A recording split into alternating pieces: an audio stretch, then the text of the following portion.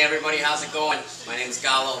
This is Brian Potter. We're here at the Chicago Reptile House, and this is WCR Spotlight.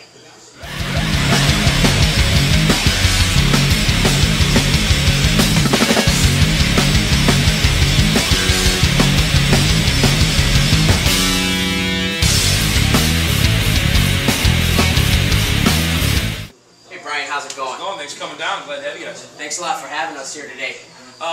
You know, this is phenomenal. We have checked out this new shop here. How long have you been in this location? We've been 18 years in this mall. I want to park here 18 years. In this actual building, about 2 weeks. We moved literally 3 doors east on the other side of our saltwater fish shop. We've got Chicago Fish and Coral next door and Chicago Bird House, which we've always had. We were going to move the shop somewhere in Orland Park, but I really did not want to move. Everyone's used to coming here. It was a good idea that we didn't move. We switched the door and people were having a hard time getting in.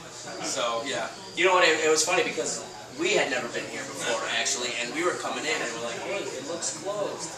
And then we kind of turned our head and go, oh, there it is. So that was pretty cool. Now, what got you, when did you get your start with Chicago Reptile House? It kind of gets you have to go back 4 years prior to that. We opened up the store. My partner Jeff and I opened up this in 1993, just after I got out of the Marine Corps. Jeff and I were in the Marines together. He got out about a year and a half ahead of me. He just ended up spending a year screwing around shooting guns and riding quads, breaking his femur bone in half, and then hung out and waited for me to get out. When I got out, we moved here. He came down from Detroit, moved down here, and we opened up the shop in '93. But prior to that, when I was in the Marine Corps, I worked for a place called Reptile Haven. Probably the first reptile shop in the country, if I'm not mistaken. Chris and Step owned that. Good friends of Philippe Devogely, if you know who Philippe is from all the books and ABS series and all that. Now, one of the biggest things that everybody, our hobby knows, but a lot of people don't, and what we're trying to do with a lot of these videos is to get the word out there about our hobby and what we have and what we love about this. What got you into the reptiles? When I was a kid, like most kids, see your son running around here. Turtles and toads. It starts with toads. I think everybody starts with toads in the yard, in the grass. You find toads. You can bring those home. Your mom's cool with that. I couldn't bring snakes home ever. Couldn't have snakes in the house. My mom was not cool with that. Could not have snakes. Started getting turtles in the Chicago Herpetological Society back when I was a little kid. I'm 40 now. When I was like probably 10, we'd have turtle races at the High Regency Chicago in the giant fountain down there in the lake. And so we'd always go buy turtles at the Wet Pet Shop in Lansing at the time, run down there and do the turtle races. And that's kind of what got me hooked on the stuff. Then, of course, you get a little older and high school comes, you kind of get out of this stuff a little bit. There was no shops. There was no shops like this anywhere. There was no reptile stores. Most of the pet stores maybe had iguanas. Maybe that was about it. Right. And when I went to Marine Corps, I stumbled on Reptile Haven, and he had, at the time, albino Burmans were like $7,500. He had adult iguanas, he had adult water dragons in the store, giant sulcata tortoises, stuff that you didn't see anywhere, and I was blown away, and that's what really got me hooked again, and kind of brought me back to being a kid again in a way, but also showed me that I could take what I liked as a kid and go into it as an adult. Now, what's your favorite reptile? Gila monsters actually are my favorite. I don't have them here in Illinois. I have a partner of mine, and it's in Seattle, and we've got a huge collection. I probably have, I don't know, second or third largest collection of Gila monsters in the world, I would guess. Out in Seattle with my partner. And those are my passion, but unfortunately I can't even keep them here. Oh. Now, as far as Chicago Reptile House goes, people can come here to Orland to the actual location to check this out.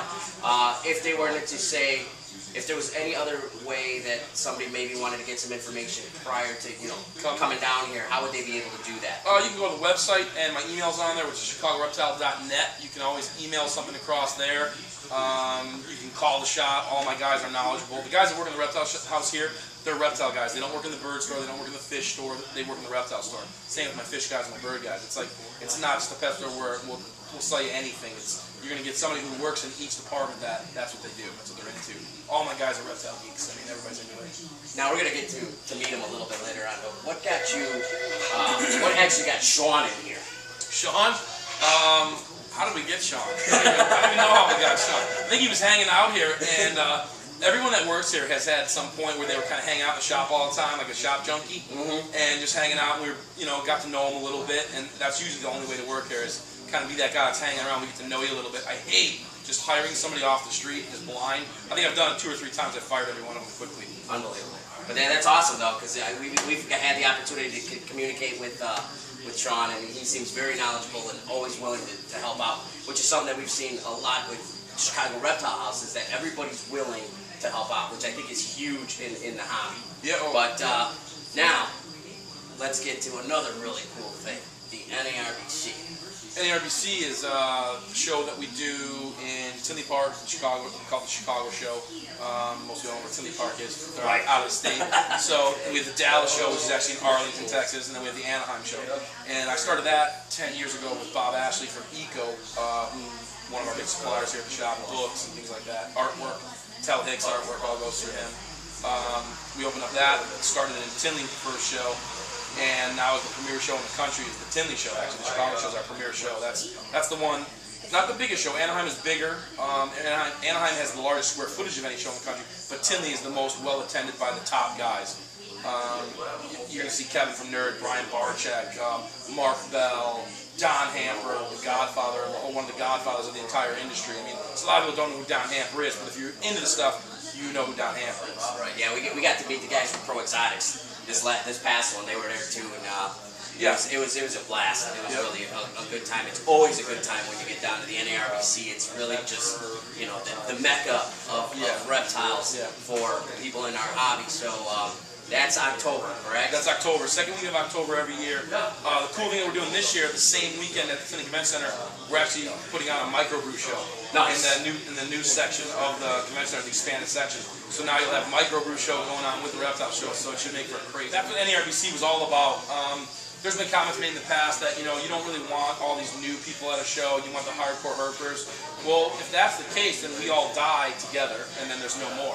If we're not bringing in new fresh blood, and that's what NARBC was all about, was bringing in fresh blood, getting people to realize that a reptile show doesn't have to be in a VFW hall that's dilapidated and falling down for $2 to get in the door, and you're seeing a bunch of import junk. It's captive-born stuff. People have worked hard from all over the country.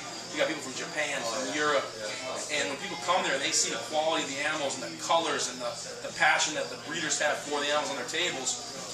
It dispels a lot of what we are, quote, known for. The biker, the tattooed, yeah, we get those, but we get the lawyers, we get the attorneys, we get the politicians, we get all walks, we get African Americans in there, you get whites in there, you get everybody. I mean, Latinos in there, everybody. It's something. It's something that crosses all that stuff. Women are probably.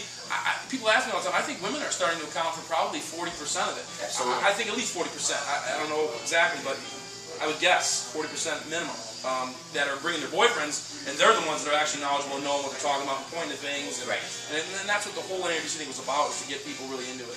That's awesome. That's awesome. Chicago Reptile House, Orland Park, Illinois. I'm Gallo. This is Mr. Brian Potter. Peace. Thanks, Sean. Thanks for having us, man.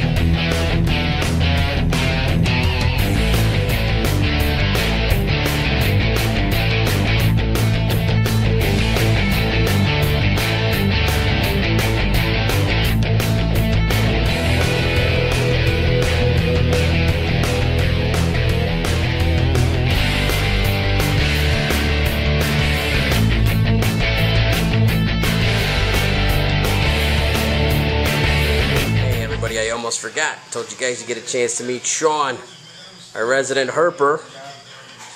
Hey Sean, you got anything to say to the good people? Yeah, you guys ever hear the one about why the snake crossed the road? To get to the Chicago Reptile House.